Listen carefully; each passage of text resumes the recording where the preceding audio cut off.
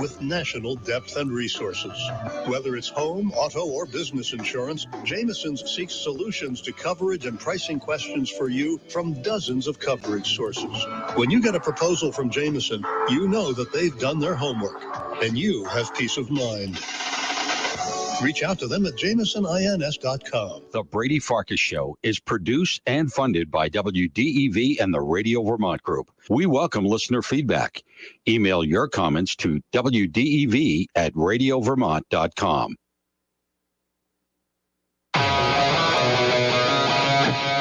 The energy. The guy told me I was no spring chicken anymore, and that's why my ankle was still hurting. I'm 33, not 133. The passion. The Red Sox handling of Xander Bogaerts is a complete organizational failure. The opinions on all your favorite teams. No, not this year, but it's next year where Bill Belichick ends up on the hot seat. This is the Brady Farkas Show on WDEV AM, FM, and WDEVradio.com.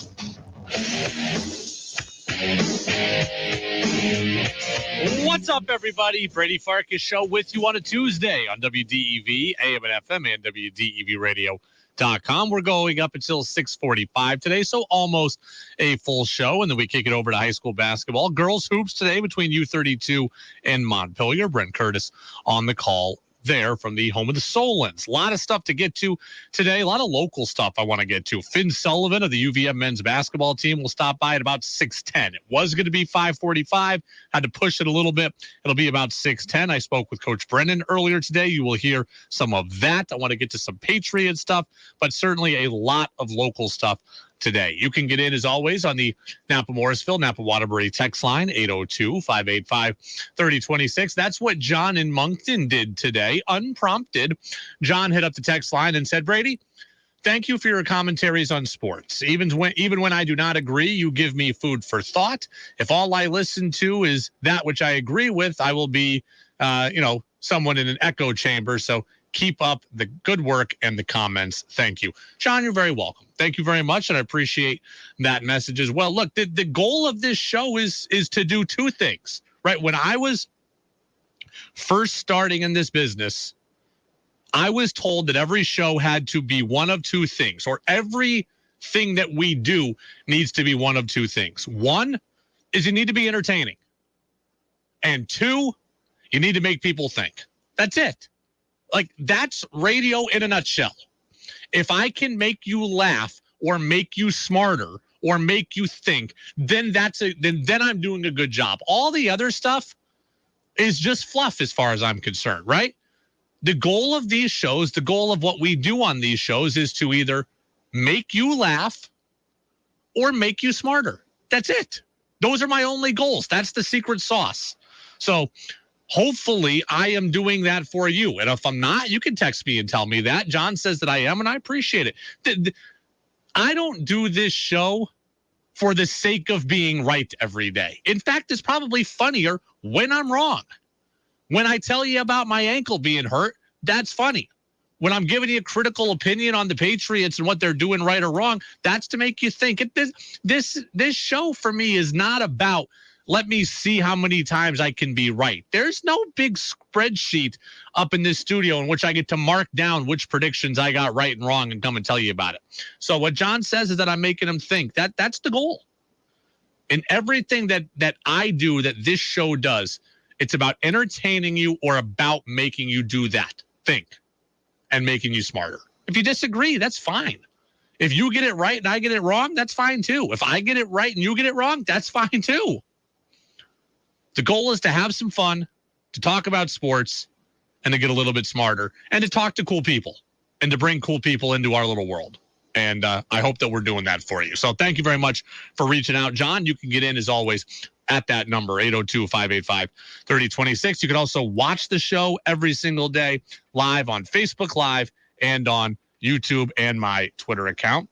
Joe says, Sean Payton going to coach the Broncos. I didn't see that coming. Yeah, that's interesting. That's kind of the breaking news today around the national perspective. I'm not going to spend a ton of time on that today, at least. We might do more of that stuff next week come Super Bowl week. But DeMeco Ryans officially hired as the head coach of the Texans.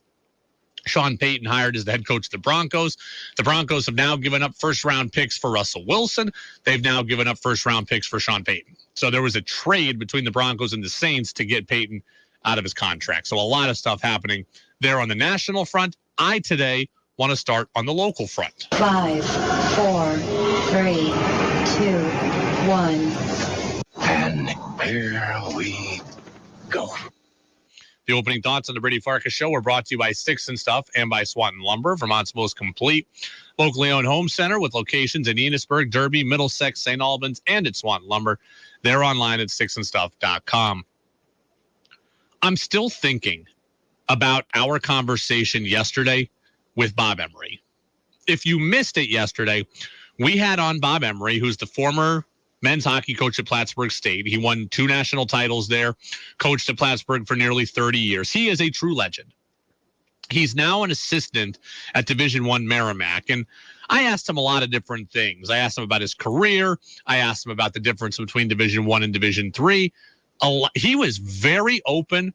He was very transparent.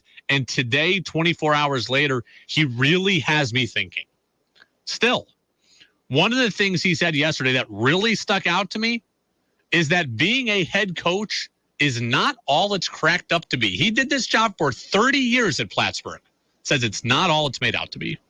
I was just happy to get out of the role of head coach. Yeah. Everyone that's a coach is, dying to become a head coach. And I can tell you one thing, and I said this to many people, the only thing good about being a head coach is you make more money. You have way more headaches. Leadership is lonely. It's lonely at the top.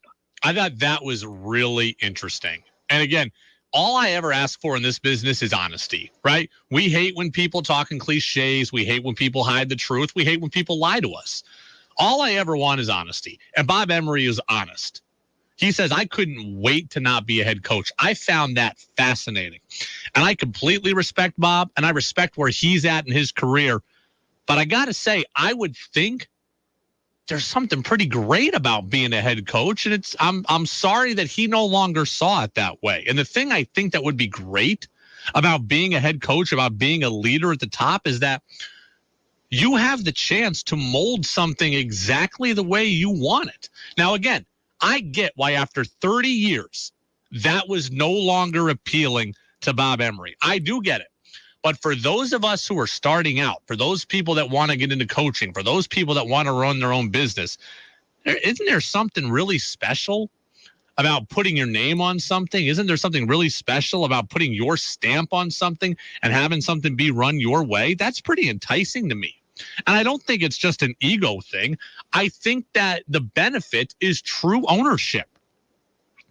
I don't know about you, but I like to have ownership over the things that I'm involved in. I like to have final say over the things that I'm involved in. And when you got that, I think there comes a lot of pride and a lot of satisfaction. Again, maybe after 30 years, I can see why no longer cool to Bob Emery. But for me, sitting here at age 33, as someone who's still building in my life, I feel like having that ownership would be pretty darn special. Like, I think about this in terms of my own career because it's all I can do, right? John says I make him think. Well, Bob Emery last night made me think. He made me think a lot. I went home thinking about the things that Bob Emery said. And all I can do is think about it in terms of my own career. It's hard to believe, but in 2 weeks, I'm going to hit my 9-year anniversary in radio. I got my first radio job at 24 years old at 104.5 The Team in Albany, New York. And now 9 years later, I'm here at WDEV. And I'll say this humbly, I've worked my ass off in this business. I've done everything that you can do in this business, right? From being the guy who came in at 5 a.m. and pressed one button, to doing updates, to being producers, to being a gopher, to pressing the buttons for live sports, to being, I had always been an underling. And I worked my tail off to get a show, my own show, and get my name on that show. And here I am. I finally got that chance here. And you know what? It felt pretty good. It feels pretty good to have that. Maybe it wouldn't feel that good after 30 years. But I do like the ability to have some ownership, to bring on the guests that I want, to talk about the things that I think you will like and not have someone force a topic down my throat. I think that is really, really good. The first 7 years of my career was just taking orders and just listening to what everybody else wanted. Got a chance to do my own thing now, and it feels pretty good to have my name on it. So Bob says being a head coach isn't all that great. Being at the top isn't all that great. I got to tell you, for me, it still feels pretty darn good. There is something, though, that I can really, really agree with Bob on. I asked about the difference between coaching at Division I and Division III. He mentioned a lot of differences. This one stood out to me above the rest. When I was a pastor, you wear so many hats. You only have two guys doing all the work. But, I think the Division III plays like, maybe six games less, than the Division I. So, but you have the same amount of guys. You got to recruit the same amount of guys. You want to do the same amount of video, but you don't have the time. Mm-hmm. The one thing I regret most about Division III is you just don't have time to coach. I taught class. I taught a 3-credit class for 20-something years. So I mentioned the benefit of being a head coach and having ownership of something, and I stand by everything I just said. But I do think what you just heard from Bob Emery is also fascinating. And I think it is, again, refreshingly honest, and it is consistent with everything else I've heard before and something I've experienced before. When you are a head coach at the Division III level, at the high school level, at the junior college level, when you are a coach at that level, you don't get to spend that much time actually coaching. The thing you love to do, you don't really get a chance to do. And that's crazy to me, and it's unfortunate to me. You get into coaching because you love a sport, because you want to make an impact on young people, because you love the relationships. And when you are a D3 head coach, as Bob just told you, when you are a junior college coach, as I was, when you are a high school coach, you don't get an opportunity to really do those things. I mean, I had somebody tell me once who was a Division III basketball coach. They said, hey, the thing I love to do is coach basketball. The bad thing is that's about 10% of the job. That's what they told me, that the actual coaching of basketball was 10% of the job. I coached junior college baseball for 2 years. I was not the head coach, but I can tell you it felt like the actual coaching there was maybe 20% of the job. The thing you love to do, you don't really get to do. It's crazy. So I mean what I say, right? Like, it's great. I would think it would be great to be a head coach and be able to mold something the way that you want and put your impact on something. But then Bob's also right. And he says, look, man, you don't really get to do the thing that you love. And the thing you love is to actually coach the sport. And you don't have time for that, really. When I was coaching junior college baseball, the thing I loved to do was coach baseball, right? I loved to work with pitchers. I wanted to go over video, as Bob said. I wanted to talk about mechanics. I wanted to do pitch charts, and I wanted to teach kids. I didn't get a chance to do most of that. Why? I spent a ton of time recruiting, making phone calls, watching videos of prospective recruits, conversing with kids and parents, talking with admissions about financial aid, dealing with where they would live, etc., going to games. Then you got to monitor the players you already have on your team. Are they going to class? Are they academically eligible? If they're not academically eligible, how do we get them academically eligible? Are they causing trouble? What about their, it was junior college. Some of these kids had jobs. Could they get to practice? So one of these car broke down. All that stuff I had to worry about. I'm dealing with professors, and I'm talking about study halls. And then who's in the weight room? What time are they there? What time is our team workout? Then I got to be at that. I mean, there's just a lot. Now I'm trying to help kids at junior college get to 4-year school. So now I'm dealing with those coaches, and I'm dealing with scholarship offers for these kids. It's a lot of stuff. And then practice time, facility rental, fundraising efforts, community service efforts, on-campus team activities, clothing order, officials payment, officials scheduling, bus travel, getting food for the bus, meal money. That's all the stuff I dealt with. And by the time you do all that, your head's barely above water.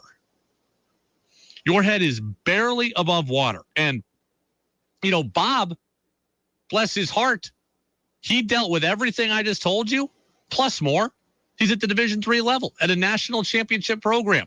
He's got media obligations, talking to local television, newspapers, and radio, etc. National hits from, USCHO or college hockey or division3hockey.com, all that kind of stuff. Talking about teaching a 3-credit class every semester, booster clubs. It's nuts. It's absolutely nuts. And Bob sounded worn down by it all. And I get it. When I was at Plaster, you wear so many hats. You only have 2 guys. Yeah. Bob just sounded worn down by it all. It's a crazy environment. So I think it would be great to be a head coach. I think it would be great to be a leader. But when you are in that position, you don't always get to do the thing that you love. And I think about it with my own job. I love WDEV. I love what I do here. I'm wearing a lot of hats here, and I'm sure there's something that's not getting the attention that I wish that it was, right? I'm doing the afternoon news, the midday news. I'm doing social media. I'm doing guest booking. I'm planning this show. I'm doing this show. I'm driving in a half an hour each way every day, so I got an hour commute time. I'm wearing a lot of hats, and I wish I had time to do something else that I wanted to, but it does not always go that way. Bob was awesome. If you missed yesterday's interview, I encourage you to go back and find it, because I think you will find it very, very enlightening. Bob Emery, the former coach at Plattsburgh State. Joe says, Brady, I have enjoyed your show since the first time I heard you a couple of years ago. You are very intelligent, and I enjoy listening to your sports knowledge. It's the best. Thank you. Well, some people would argue it's not the best, but I certainly appreciate that. We work hard at what we do here. It's all we can say, right? We might not always be right. You might not always love what we have to say, but we do work very hard at it. It is the Brady Farkas Show on WDEV, AM and FM, and WDEVradio.com. UVM basketball player Finn Sullivan going to be with us today at about 6:10. But when we come back, I thought the Patriots were starting to figure out their coaching staff. I think they're on the verge of making a big mistake with their staff. I'll tell you what that is next here on DEV. It's easy to think all money managers are pretty much the same, but at Fisher Investments, we're clearly different. Different? How? You sell high commission investment products, right? No, Fisher Investments doesn't sell any commission-based investment products. Well, you must earn commissions on trades. Nope, never at Fisher. We're a fiduciary, obligated to act in our client's best interest. It's the highest standard of care for a financial advisor. How do you know what's in their best interest? We get to know our clients and then tailor a portfolio based on their goals and needs. But you probably sneak in some hidden and layered fees. No, we have one transparent management fee structured so we do better when our clients do better. Wow, you really do look out for your clients. That's because our top priority is helping them achieve a comfortable retirement. It might be why most of our clients come from other money managers. Visit FisherInvestments.com to find out why investors like you switch to us. Fisher Investments. Clearly different money management. Investments and securities involve the risk of loss. Girls and boys in poverty around the world are dreaming of a better life, filled with dance, art, music, and knowledge. They dream of a brighter future with enough nutritious food to eat, a chance to learn and grow, to get an education, escape poverty, and do incredible things.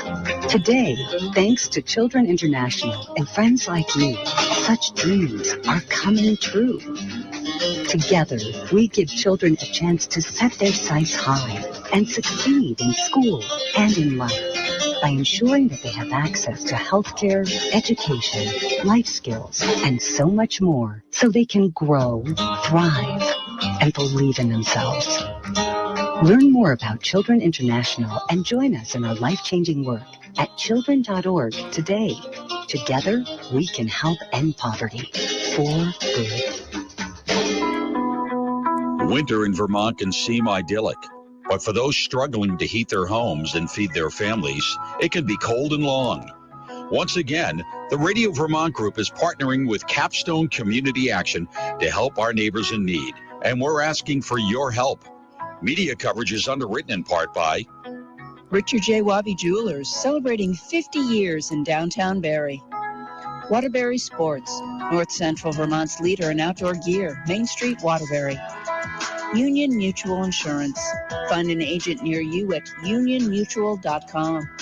And Stowe Street Emporium, a unique gift and accessory store in historic downtown Waterbury. The Radio Vermont Group urges you to help fuel your neighbors this winter. Go to fuelyourneighbors.org to donate today. Even the smallest donation can help. Want Brady to hear your opinion on the sports stories of the day? Text in at 802-585-3026.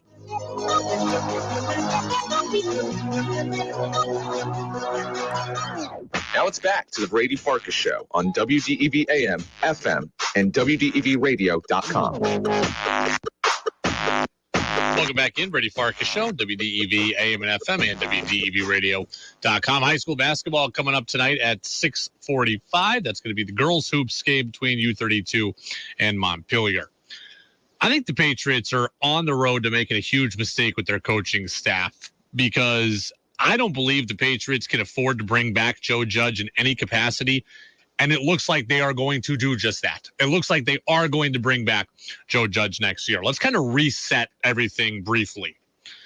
The story came out late last week about how Joe Judge was not well liked by a lot of the players and that he and Mac Jones did not get along. There was the part in there about how Joe Judge tried to strong-arm Matt Patricia in the offensive meeting rooms.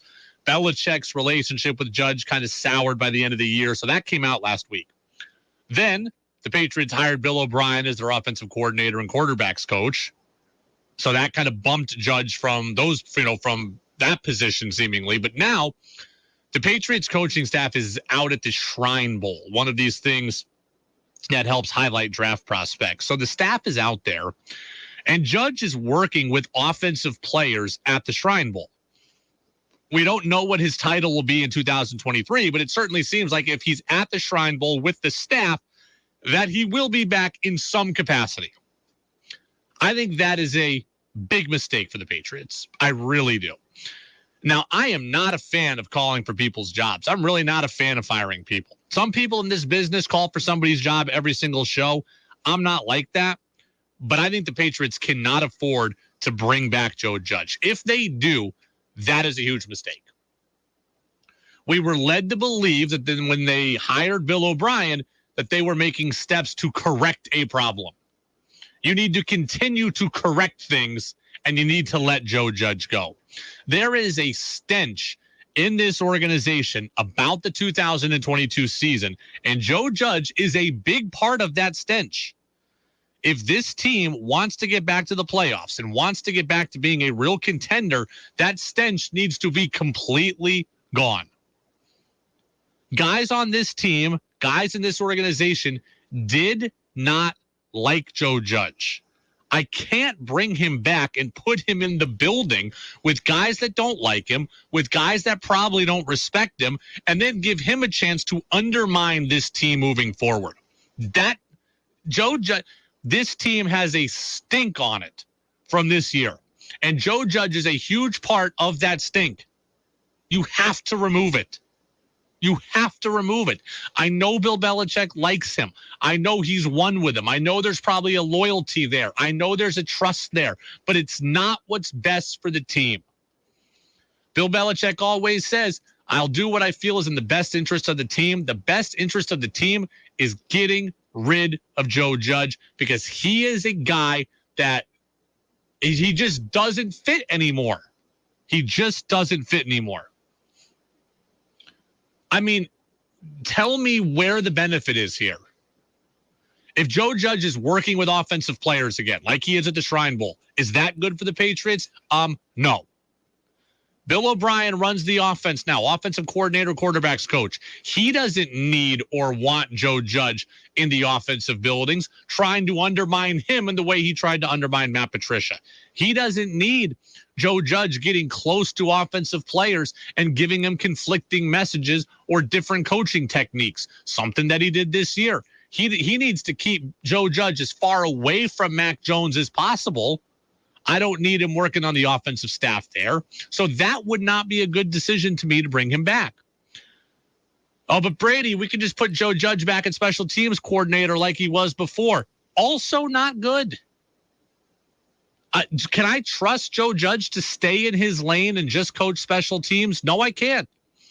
He wasn't trusted to coach in his lane this year. Right? Once the competition got settled and Matt Patricia won it, Joe Judge apparently was out there trying to make his name. How do I know he won't do the same thing in 2023? This all sounds very high schoolish, but that's exactly what this is. The 2022 Patriots were a soap opera. How do you deal with issues in high school? Well, you break up the drama. Joe Judge was the drama. A lot of it. He needs to be gone. Again, I take no joy in telling someone that they need to be fired. But Joe Judge needs to be fired. If the Patriots bring him back, that is a mistake. Players don't like him. Mac doesn't like him. O'Brien doesn't need him sniffing around the offensive room. And if he is just coaching special teams, he's going to be coaching a lot of offensive players who also coach special teams. And I don't need him doing that either. You've got to remove the stink of the 2022 season, and Joe Judge is part of the stink. But he's at the Shrine Bowl. That leads me to believe that he's going to be around next year. And Albert Breer, the Monday morning quarterback, said as much on Friday before the Shrine Bowl. You know, I think there's still value for Joe Judge on the staff. He's a good football coach. I think this was just a sort of different sort of situation that he was put in, that maybe he should have some self-awareness and not take the job. But, I think he was doing the best he could. He was doing the best he could. Nah, I'm not buying that. I do believe Joe Judge is a good football coach. He knows the game. That's not the point. But he doesn't work in New England, not right now, not with these guys. Right? Just not with these guys and not right now. Breer says, he's doing the best he could last year. Really? Undermining other coaches, trying to dominate meeting rooms when it's not his title to do so?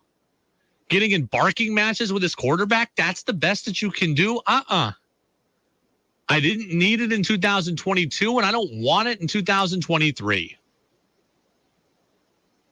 If Joe Judge wants to go coach for any other team, I'll write him a recommendation myself. But he doesn't belong with the Patriots. I don't need him sniffing around O'Brien, undermining him. I don't need him near Mac. Him and Belichick were having shouting matches last year. It's too much drama. It's too much drama now. And how do you deal with drama?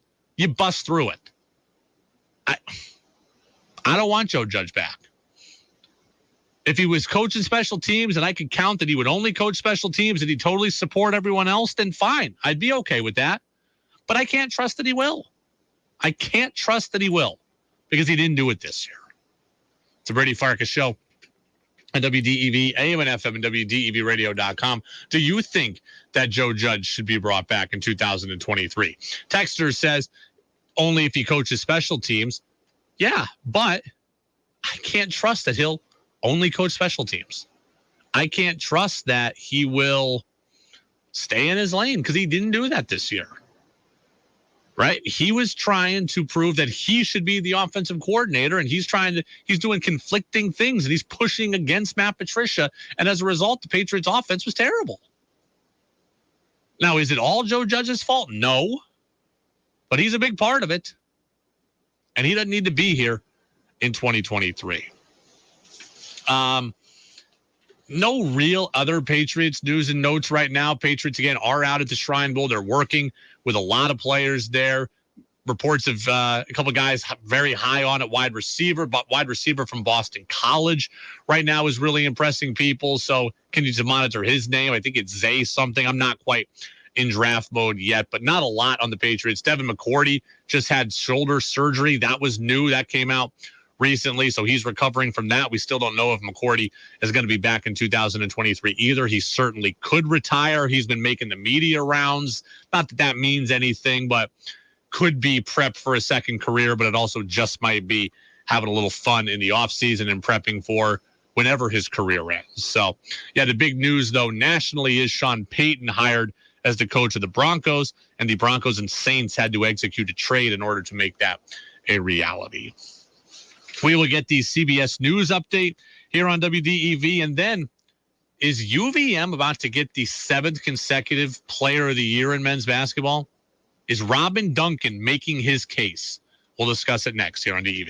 This is WDEV, Vermont's news station, owned and operated by the Radio Vermont Group. From the top of Sugarbush, 96.1 FM, WDEV Warren and Waitsfield, 96.5 W243 Barrie, 98.3 W252 CU Montpelier, along with our founding station, AM 550 WDEV Waterbury Montpelier, streaming at WDEVradio.com. 91 years of serving Vermont, the friendly pioneer, WDEV. This is CBS News on the Hour. I'm Monica Ricks in New York. Millions are dealing with a massive ice storm today slamming the South. Arkansas Governor Sarah Huckabee Sanders has declared a state of emergency. And in Texas, Governor Greg Abbott says it's all hands on deck. There are almost 4,000 professionals who are working to respond to the storm, and more than 2,500 pieces of state equipment are being used to respond to the storm. Larry Smith worked to clear up roads after a massive pileup near I-55 in Memphis. People are just taking it for granted that they can just stop, and you can't. These roads are slick. We're out here trying to work, and we have to dodge traffic. So everybody needs to slow down. Actor Alec Baldwin's now facing manslaughter charges for a shooting on his movie set in New Mexico. CBS's Chris Van Cleve. These charging documents tell us that there was some video and photos taken in the moments leading up to this shooting as they were rehearsing this scene. And in that video, in those pictures, prosecutors say they saw multiple places where Baldwin had his finger on the trigger of the gun. And FBI forensic review of that gun, that Colt 45, showed the trigger had to be pulled for it to be fired. That contradicts what Baldwin has been saying, that he didn't pull the trigger, that the gun went off. Baldwin vows to fight the charges. House Speaker Kevin McCarthy says New York Republican George Santos made the right move in recusing himself from 2 House committees. I think it was an appropriate decision that until he can clear everything up, he's off the committees right now. Santos is being investigated for financial fraud. In New York, CBS News obtained video portions of former President Trump's deposition as the state sues over the Trump Organization's business practices. Mr. Trump took the fifth about 400 times. Anyone in my position not taking the Fifth Amendment would be a fool. An absolute fool. Tributes keep pouring in for Tyree Nichols, whose funeral is happening tomorrow in Memphis. CBS's Elise Preston is there. Mississippi Boulevard Church, where this is happening, is a big church here in Memphis where often high-profile funerals do take place. We do know that in addition to loved ones and community members and the family's attorneys, we are expecting to see Reverend Al Sharpton there. He's expected to eulogize Tyree Nichols. Vice President Kamala Harris will be there, too. A popular doll's dealing with a new health issue. Here's CBS's Matt Piper. She's a Barbie girl with scoliosis.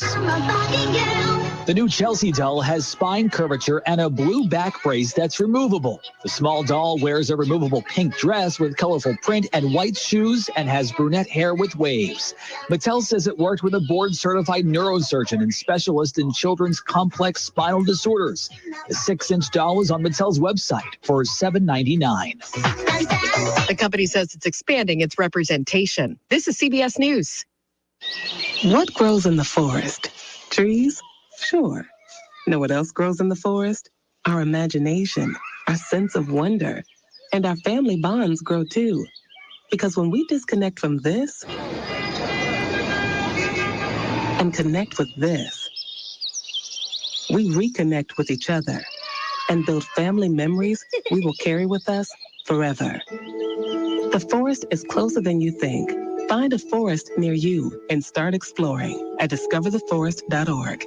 It's easy. Just put in your zip code to find family-friendly outdoor destinations near you. You'll also find guides to free activities, games, and amazing forest facts. Give the magic of the outdoors to your kids and reconnect with your family. Find a forest near you at discovertheforest.org. That's discovertheforest.org. Brought to you by the United States Forest Service and the Ad Council. Our connections make powerful things happen, uniting individuals and communities. We are Rotary. We are people of action. And together, we turn great ideas into reality by accessing our networks, our experience, and the best of ourselves to make a difference. Around the world, Rotary brings leaders together to build new friendships and to solve problems. Like in Austria, where generations work side by side to build sustainable housing and community centers. In India, volunteers run a mobile blood bank to help provide a steady blood supply for their local community. And in Taiwan, people are working hard to get vulnerable citizens the support and services they need.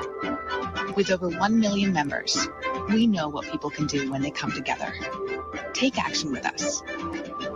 Find out more at rotary.org/action. The Brady Farkas Show now has an interactive text line, so reach out now at 802-585-3026. Now it's back to the Brady Farkas Show on WDEV AM, FM, and WDEVradio.com.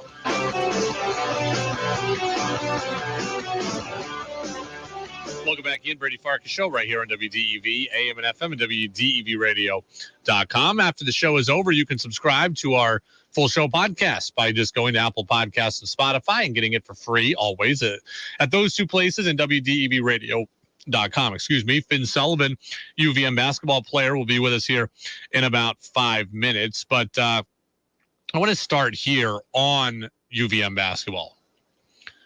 Robin Duncan is an incredibly valuable player to UVM. But Robin Duncan is not the player of the year in the America East Conference. And that is the conversation point going around right now. So I heard this on the broadcast the other day. Bernie Saplicki on the ESPN broadcast says that Robin Duncan should be in consideration for Conference Player of the Year. I spoke earlier today with Coach Brennan, former UVM Hoops coach Tom Brennan. He agrees that Duncan should be in the conversation and thinks that he could win it. I mean, if he keeps playing, certainly if we win it, if we win the regular season and he continues to be Robin Duncan, then I think he's going to win it. I do think he's going to win it. But you know, we still have 8 or 9 games to go. I don't know. So Brennan's kind of hedging his bets, but he thinks that Robin Duncan could win it. And of course he could, but the show is today. And I'm telling you today that halfway through the league season, Robin Duncan is not the player of the year in this conference. And do not misconstrue what I'm saying. Robin Duncan is awesome. I love what he's doing this year. I have told you I have completely changed my tune on him as a player. I think he is the heart and soul of this team. I think he's incredibly valuable to the team. I think that he's selfless and he's changed his position for the team, and the team would not be in first place without him.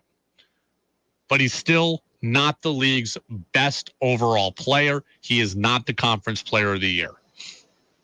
The award is Player of the Year. It is not the most valuable player. We always get in discussions over whether these things should go to the guy with the best stats or whether they should go to guys that have the most value. And I always land with the same answer. To me, Player of the Year awards are about the best individual player, and I do think it is largely a stat-driven award.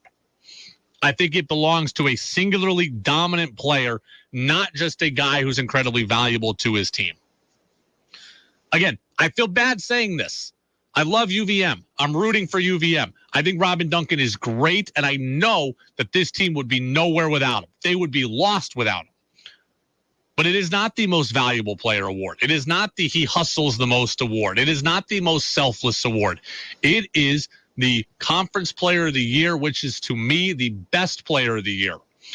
Look at the stats. Robin Duncan is 26th in this conference. Within conference play, where the competition is easier, Robin Duncan is 26th in the conference in scoring average per game. 26th. He's 8th in the conference season in rebounding. That's just not enough to win Player of the Year. To me, it is a stat-driven award. Look, at the end of the year, Robin Duncan might hoist the trophy again, and that's ultimately what matters. It doesn't matter if he wins Player of the Year. UVM's won 6 consecutive Player of the Year awards. I don't care if they get 7. I want them to win the league, and I know that's what Robin Duncan wants to. Right? That's all that matters. He's awesome. He's great. He's everything you like about the program. He's everything you want the program to be, and you'd like to copy and pace Robin Duncan's heart into every player and every recruit that comes through that program. 1,000%. But he's not the conference player of the year. Not right now. Not today. UNH has a guy averaging 15 and 10 in conference play. Sharif Gross-Bullock at Bryant's averaging 19 a game. Those guys, to me, they're more in the conversation for conference player of the year. Last year, I thought UVM had the two best players in this league, right? Ryan Davis and Ben Chungu. This year, they don't have the best player in the league. They may have the most valuable, but it's not the most valuable player award. I feel like I have to duck as I say this, right? Like, oh, Brady said something anti-UVM. It's not anti-UVM. It's not anti-Robin Duncan. It's just the award, to me, is a stat-driven award and a singularly dominant player who can take a game over. And guys that are averaging 15 and 10 or guys that are averaging 19 a game, that's better than a guy averaging, 8 points and 7 rebounds. No matter how important that guy with 8 points and 7 rebounds is. It's the Brady Farkas Show on WDEV, AM and FM, and WDEVradio.com. I'll say this. Coach Brennan pointed out something to me also today that was really good about Robin Duncan. And did you see this, by the way?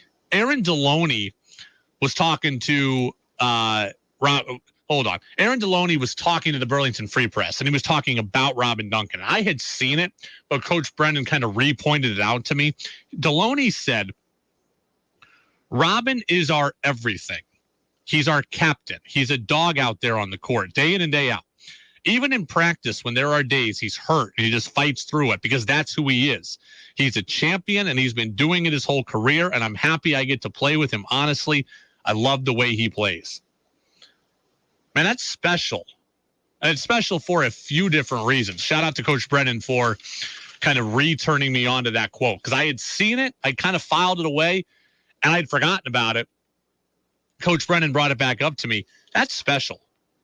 Right? That's special for Robin Duncan, because I can say a lot of nice things about him, and Coach Brennan can say a lot of nice things about him and the way that he plays. But when you get praise from your teammates, that's a different level of respect. That's a different level of recognition. Those guys go to, they go through it with you every single day. If they respect you, if they see it, if they appreciate you, that's praise that you can't really replicate. That's that's praise that you cannot match. So Robin Duncan is the ultimate glue guy, and his teammates recognize it. That's pretty special. And UVM has had a couple of those ultimate glue guys in the years that I've been here. Dre Wills is one. I think Trey Bell Haynes, while a statistically very good player, I think he also is kind of a glue guy. I think Justin Mazzulla is a bit of a glue guy. I think UVM has had guys like that, guys that just go above and beyond, do the dirty work, do what's asked of them, and play really, really hard. And when your teammates kind of bestow that title upon you and talk about it publicly, that's cool, man. That's really cool. And I also think that quote is special from Aaron Deloney as well. Aaron Deloney is a guy who at the beginning of the year was starting. At the beginning of the year, got 32 points in the first game of the season. This was supposed to be the year of Aaron Deloney, right? This was supposed to be the year where it's his team, where he's the guy. Anthony Lamb is gone, and Steph Smith is gone, and Ryan Davis is gone, and Ben Chungu is gone. This is supposed to be the Aaron Deloney year, and it just hasn't gone that way statistically, right? He's not having the statistical input that I'm sure he thought he was going to have or that he wants to have. But instead of sulking and instead of thinking about me and about he's talking publicly to the Burlington Free Press about how great his teammate is. And I think that shows how special Aaron Deloney is also, because you don't get that all the time. These are college kids. They're college kids with individual goals, and they're 21 and 22 years old. And guys at that age, they do think of me. And it is sometimes woe is me when it's not going my way. But it's not that way for Aaron Deloney. He publicly is praising his teammate. At a time when he could be sulking, he's talking about how great his teammate is and how honored he is to be his teammate. I think all around it's special. Duncan plays hard enough that his teammates recognize it, and his teammates are so team-driven that they're willing to point it out. That's cool stuff all around. UVM right now is on a 4-game conference win streak. They are 6-2 right now. They'll play Albany on Saturday at the Hudson Valley Community College. That's where Albany's playing their home games right now, as their gym is being renovated and being fixed up at the SEFCU Arena in Albany. Let's go out to the phone line now and bring on one of UVM's best players. Let's bring on Finn Sullivan, the guard who transferred in last season from all the way from San Diego. So Finn is with us now. And again, the Catamounts have won 4 straight, 6-2 in conference play. They are in sole possession of first place. Finn, thank you for being with us. How are you? I'm doing good, Brady. Thank you for having me. Well, I appreciate you being with us. As I said, the team is in sole possession of first place in the conference, 6-2 right now. You've won 4 consecutive games. What would you say is going so well for you over the last 2 weeks or so? Well, for me personally, the ball's been going in the basket way more, which is nice. Dylan Penn, he's been on the ball as point guard. I think you brought that up earlier in the season that you would have liked to see that. And now you get to see it a little bit more. And Dylan, he's been more aggressive, getting downhill. And last game, Robin was doing a really good job controlling the post. And I feel like he's been doing a good job of that over the past couple of games where we've been on this roll. So, and I think we still have a lot of growth to come. So, you know, you're right. I did say that earlier in the year, and I do like that you pointed it out. Maybe it was after the Binghamton game, I think, when you went off, that you pointed out specifically that it was happening. But, talk to me a little bit about that that change here. Let's nerd out for a minute on this. Dylan Penn's playing more point guard. What does that free you up to do offensively? Do you like to float around the perimeter and spot up for wide open jump shots? Does it allow you to cut to the lane easier, or both? What exactly do you like about it? Yeah, I like how it opens up the floor a little bit more earlier, because I think when I was dribbling the ball up, Dylan and Robin's man would be a little bit more gapped up just to start. And now that I'm off the ball, it opens up space for me and opens up space for everybody else a little bit more, just to start off. You know, for the team, what would you say is the biggest thing you need to continue to maybe not improve upon, but the thing you need to keep going to keep this spot in the conference and ultimately get where you want to go? I think that we're the best team as long as we're healthy and we're right. So I think just going into every game, not falling to adversity, not like saying, oh, we're too tired. Oh, we've been traveling a lot. It's more just like, as long as we bring ourselves to the game and we go hard, I think we can win every game. We're talking with Finn Sullivan, UVM senior guard/forward here on the Brady Farkas show on WDEV, AM and FM, and WDEVradio.com. It took me a while to kind of realize this on my own. It got brought up once you guys started conference play, but we all talked about the non-conference schedule and how difficult it was from a teams you were playing standpoint. But how hard was it for you guys, practice time, rhythm wise? I can't imagine you were getting a lot of on-court time during that non-conference. I'm sure that impacted how you guys played. Yeah, for sure. It was inconsistent with the court time we were getting, and we were getting a lot of different courts too. So we weren't getting adjusted to, Patrick Gym all the time, you know what I'm saying? And you don't really think about the travel and stuff, like the plane rides. We were going all the way to California, all the way to the Bahamas. Those are long plane rides, and we're big guys, not a lot of legroom on regular flights, but we can make up a bunch of excuses. But I think something that we learned from all that travel is we grew as a team really well together. Like in that process of hardships, we had to fly to far places, play teams in weird gyms, and we just learned a lot from that experience for sure. And the good thing to remember, and it was really frustrating sometimes during that stretch because we want to win, and the Catamounts are known for having good records, and this is a storied program, so we want to represent them the right way. But something good to remember is that most important games are at the 3 games in March to get to the tournament. So you are a guy from Southern California, played your previous basketball at San Diego. What did it mean for you to have those non-conference games going back to California? I'm sure you had a lot of friends and family in the stands at that St. Mary's, Fullerton, and USC trip. What was that like? Yeah, it was super special to have my friends and family watch me in a Catamount jersey. I'm super proud to represent this this team and this school. So having them get the opportunity to see me in this jersey was super special. What brought you to UVM in the first place? When you entered the transfer portal, why Vermont? Because they win, for sure. That was definitely the number one thing. I wanted to make the tournament, and I knew that we could do it here. And we did it last year, and it was a little bit easier considering we had Benny Shungu and Ryan Davis, Isaiah Powell, Justin Mazzulla, Bailey Patel, a bunch of old dudes. But it's going to be a little bit more of a challenge this year, but I still think we can get it done for sure. You know, you lose those 4 starters from a year ago, and I think on the outside we look at it like, 1, Vermont's always good, and 2, Vermont's bringing back a lot of veteran guys, so it should be easy to kind of just roll into it again. But it's not that easy, right? Talk to me a little bit about how long it took or what the process of building on-court chemistry was like, because it's a lot of young players, new players, guys that didn't play as much last year, all coming together. What was that like? Yeah, for sure. We're still working on it right now, but you know, finding where we like each other on the court and like the spots where each other like to be. Like you see already, like we have been mixing things around, putting Dylan at the point, putting me off the ball, just trying to find the best things for the team, you know. What is it like to play with Robin Duncan, and what exactly does he do for you guys on and off the court? Robin Duncan is one of the most crucial players for our program because he's been here for so long, and his brothers were here too. And, you know, knowing that, you just know that he really just cares about winning and being the best role model to the younger players and representing this program the best that he can be. That only just rubs off on all of us. And in the game, I mean, he just brings that fire that we all need on a game-to-game basis. And it's super admirable and so special to have someone like that on your team. There's already a conversation about maybe Robin winning Player of the Year in the conference. You saw what Players of the Year looked like last year. I think Benny and Davis could have been co-players of the year. I think you had the 2 best players in the league on your team. You think there's a case for Robin in that discussion this year?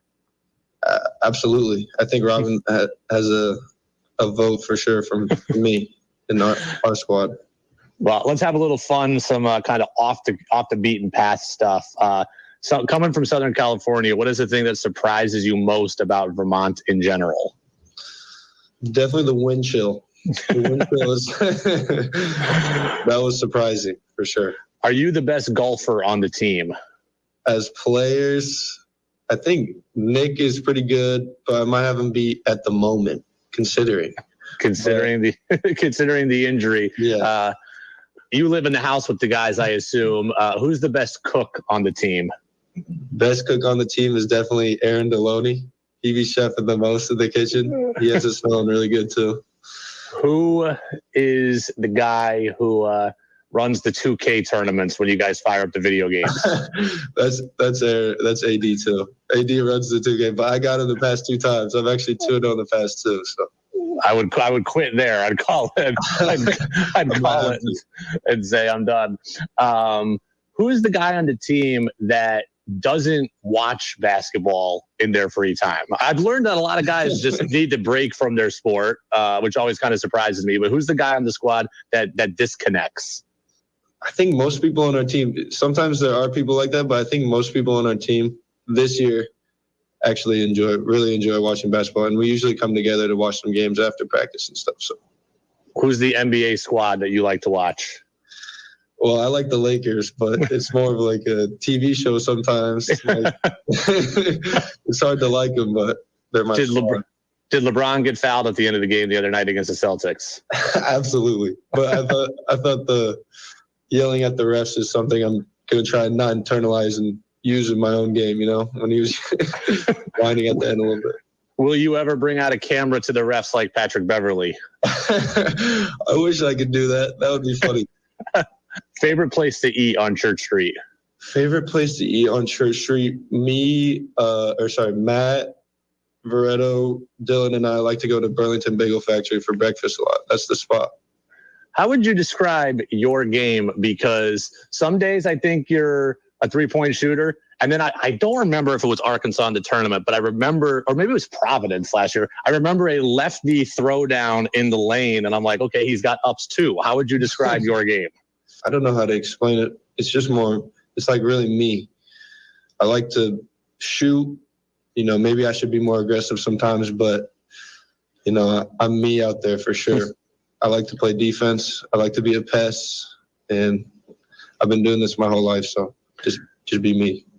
If I Google image you, I see the pictures of you in the goggles at San Diego. Are you going to bring those back at all? Well, that's funny because I actually only had one. The COVID year was the year I wore the goggles because most people weren't going to be at the games. But those are the pictures that show up the most and people ask me about the most, which is funny. But I do have a pair of goggles, and I might bring them back for one game or something. I might have to. All right, maybe the America East tournament. Finn Sullivan, UVM guard. Catamounts right now 6-2 inside conference play. Winners of 4 straight. UAlbany on the road on Saturday. That game is going to be played at Hudson Valley Community College because that's where Albany's playing their home games this year. I used to coach college baseball at Hudson Valley Community College, so I know that gym well. So Finn, man, good luck, and we'll keep rooting for you from afar, and I look forward to watching on Saturday. Thanks for the time. Appreciate you. Absolutely. There goes Finn Sullivan, UVM basketball guard forward, one of the most integral players on this team, kind of this one of the old heads on this team that this team's really, really relying on, right? You look at UVM, and they are a very veteran team. Now, they are a new team. Guys didn't play here last year or didn't play a lot last year. I mean, Matt Veretto's a fifth-year senior, a guy who didn't play last year. Wasn't even playing college hoops last year. Dylan Penn wasn't here last year. Sullivan is older. Cam Gibson didn't play much last year for UVM. Deloney, Robin Duncan. So this is a veteran team that knows its goals are in front of them. And Finn said right there, I think we are the best team when we are healthy. When we are healthy, I don't think anybody beats us. That's what he said. I'm paraphrasing, but that's essentially what he said. He said also, non-conference was tough, but the 3 games in March are what matter. And he knows that. And this team right now is in a great position to accomplish everything it wants to.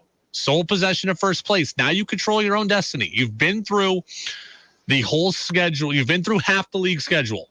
You've seen every team once except for Albany, who you'll see coming up this weekend, or I guess next weekend now.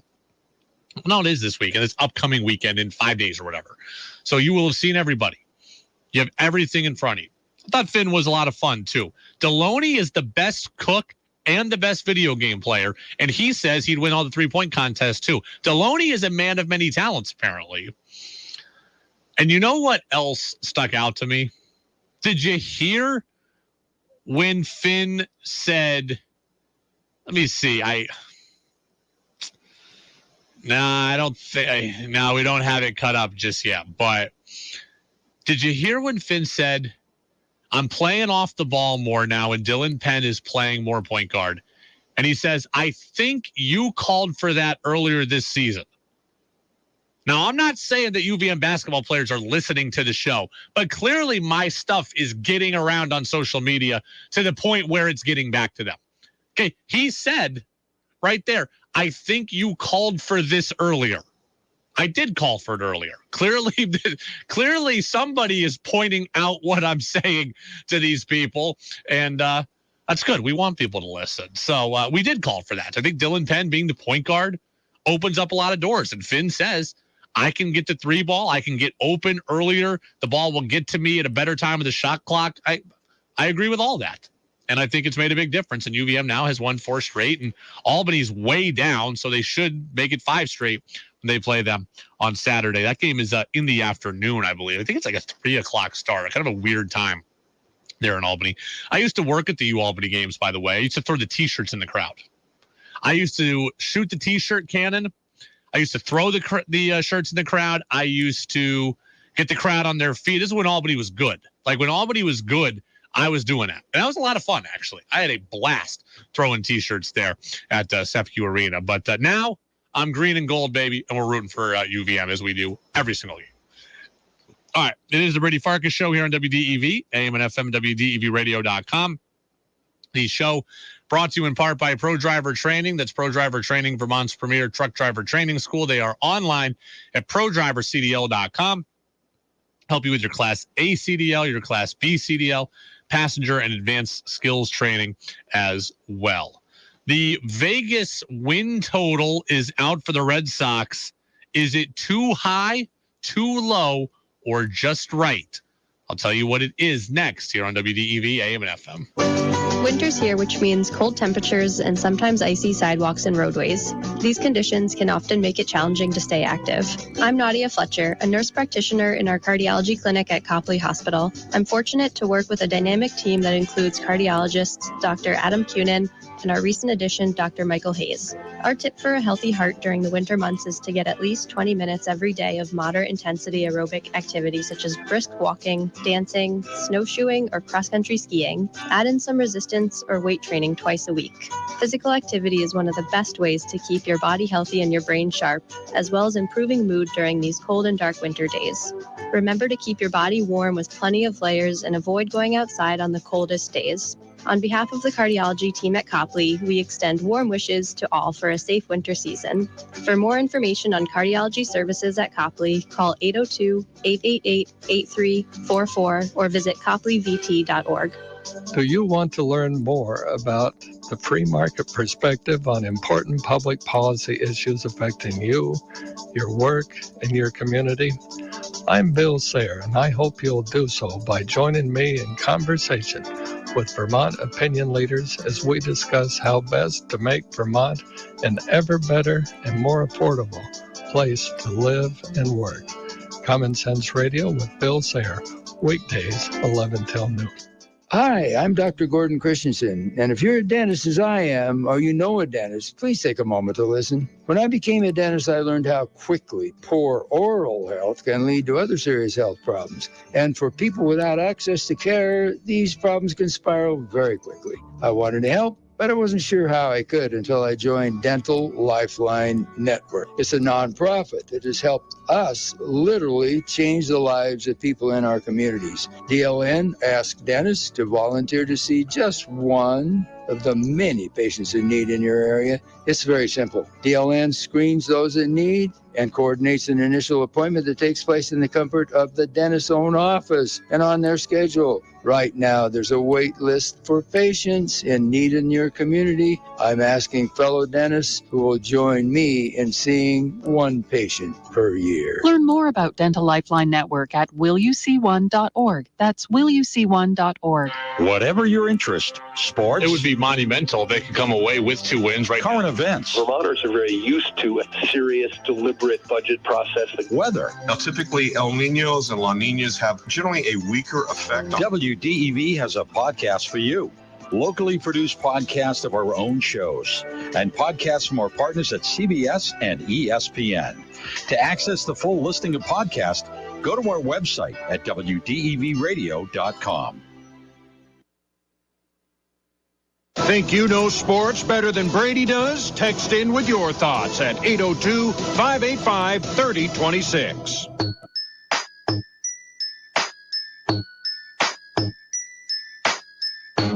Now it's back to the Brady Farkas Show on WDEV AM, FM, and WDEVradio.com.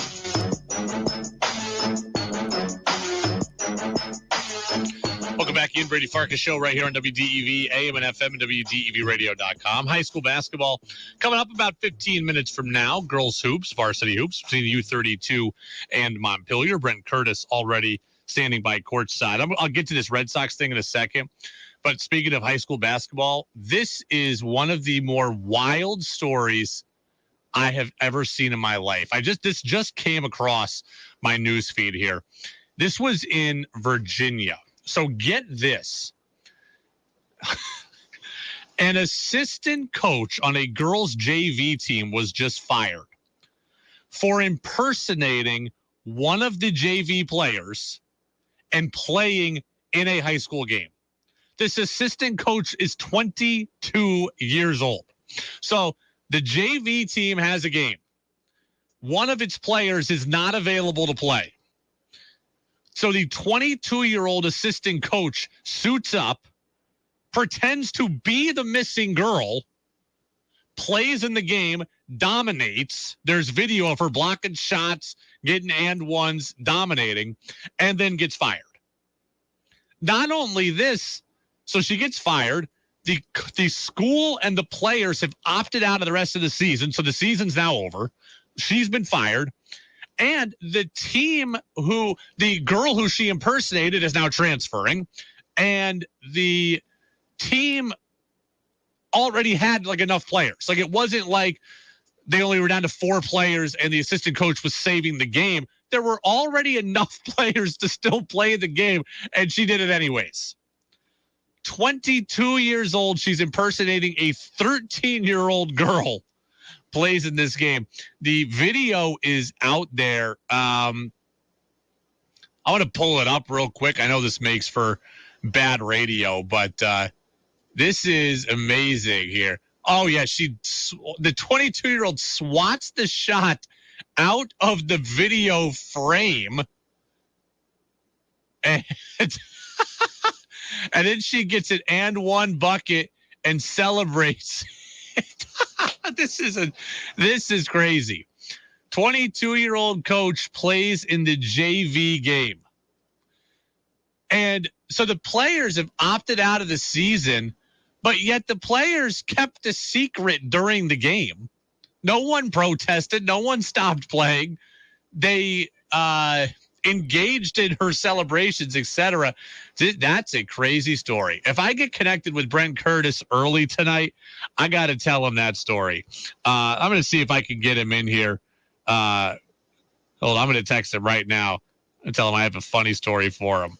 Because that is priceless. I mean, my goodness, I have seen some weird stuff before in athletics. I have never seen that. I mean, 22 years old impersonating a 13-year-old. And nobody says a word. The other team doesn't put up a stink about it.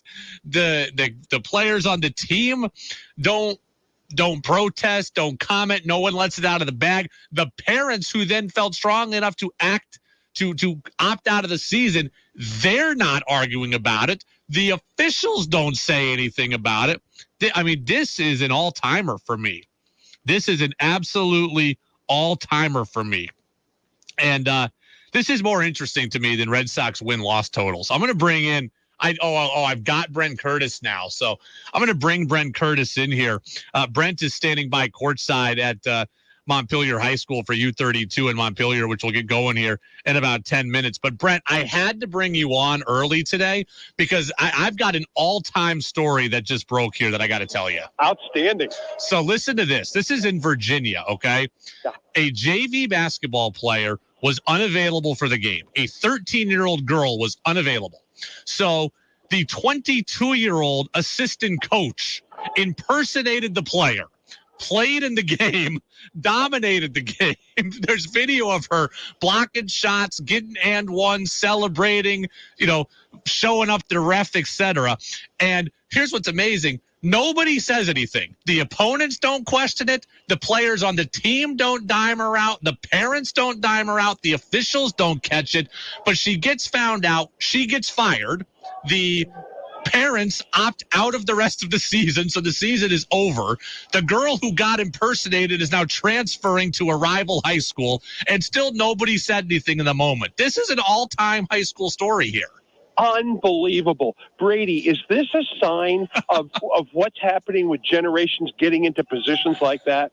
No, this is somebody who just wanted to dominate. The 22-year-old's like, yes, it's my chance. It's my chance to get out there. What was she thinking other than it's my chance to show? It is her 15 minutes of fame. And here's what's nuts, too.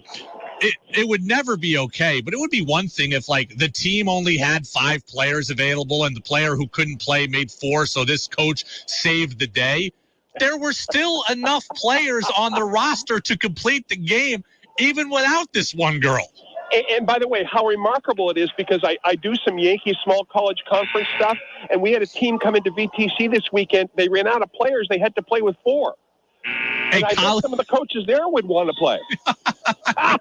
This is an all-timer. You see some weird things sometimes in high school, but this is an all-timer. What was she thinking? I don't get it. And she lost her job over this. She got fired. Not just as a coach. Like, if she did anything else, she doesn't even work in the district anymore. Brady, at some point in time, she probably looks in the mirror and goes, "It still fits. The uniform still fits." Yeah. So she just pretends to be this girl my God. That is a classic. That might be the story of the year, and we're only in January, Brady, it's going to get my vote already. I'm still thinking about this. Oh, my word. But the thing is, nobody said anything. Yeah, I know. That's if for as talkative as parents are, you see it. You're at high school games. Parents are very talkative. How are the parents on the other team not raising, an eyebrow that this girl is taller, stronger, faster, more physically developed, and way better than everybody? Like, how the parents are saying nothing? And they're saying nothing. And listen to this. The student body for the team that she's playing for is going, shh, don't say anything. I know. Unbelievable. And here's the players and the parents opted out of the rest of the season, but yet the players didn't seem to be that offended by it as it's happening. Some of them were engaging her in her histrionics as she's dominating. I'm sorry to laugh. All of a sudden, it's really funny to me. I mean, my goodness. What's the situation in the JV game there? Assuming everybody playing is of normal age, where are we at here? And believe me, they are. The quick history here is that it was my class in 1971 that split from Montpelier and went to U32, all the outlying areas. A great rivalry here. Right now, Montpelier is up by 30-29 with 4:09 left to go in the JV game. Man. Big house in the gym. All the parents are here from both sides, and I'm really sure that all the right players are on the court. Well, that's good. So we'll kick it over to you in 5 minutes or so as the JV game comes down the wire. But I had to tell you that story. Oh, Brady, I'm so glad you did. I'm going to spread this like wildfire. Please do. The coach of where was this city? Churchland High School in Virginia. So there you go. I've already written it down. Thanks, Brady. All right, there goes Brent Curtis, our Radio Vermont broadcaster, high school hoops coming up tonight. We'll get you out there in a couple of minutes. All right, let me rein in the show again here tastefully. Vegas put out the Red Sox win-loss total, 76.5. 76.5. That sounds like fourth or last place to me in the American League East. What do you think of that? 802-585-3026. Is that win total projection too high, too low, or just right? I got to tell you, I think it's just right. It's painful to say that, but I think it's just right. I think the Red Sox have such a wide variance of where they can go this year. That feels like right in the middle of it. I could see the Red Sox having everything go well and winning 83, 84 games. I can see the Red Sox have everything go terrible and win 70 games. 76.5 is like right in the middle there. I think that's a perfectly fair number. And I'm completely down with it. I mean, the Red Sox have some intriguing things on this roster, right? The bullpen's better. Yoshida's there. They've gotten some professional players like Duvall and Justin Turner. They've got an exciting young prospect who's going to play every day in Tristan Casas. So there's some good stuff with the Red Sox. And I think they have some intriguing pieces. And if all goes well and everybody's healthy, 83, 84 wins. If everything doesn't go well and guys get hurt and guys get traded, 68, 70 wins. I would choose 76.5. 76.5 feels like a very fair number for me. I think the sportsbooks are going to get actions on both sides of that. 100%. I think Vegas would get actions on both sides of that, which is what they want. And I got to say, I think I would choose under. I think I would choose under because nothing ever goes 100%. The Red Sox won 78 games last year, and I think things end up worse for them this year. That's where I'm at. The bullpen's definitely better. The offense is interesting, but you've lost Xander Bogaerts, you've lost JD Martinez, and your starting rotation has a zillion questions in it. So I would say I think under. And 76.5, I feel like I feel like that's the right number. But I would choose the under. Texter says, as a retired school teacher, I'm not too surprised. That story is hilarious. Thanks for telling it. So that is an all-time. I can't think of anything I've ever seen in high school athletics that's even close to being that weird. Like,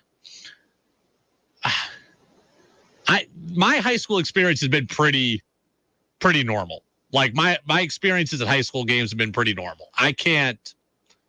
I don't know. I got nothing in my life that compares to that. Nothing in my life that compares to that.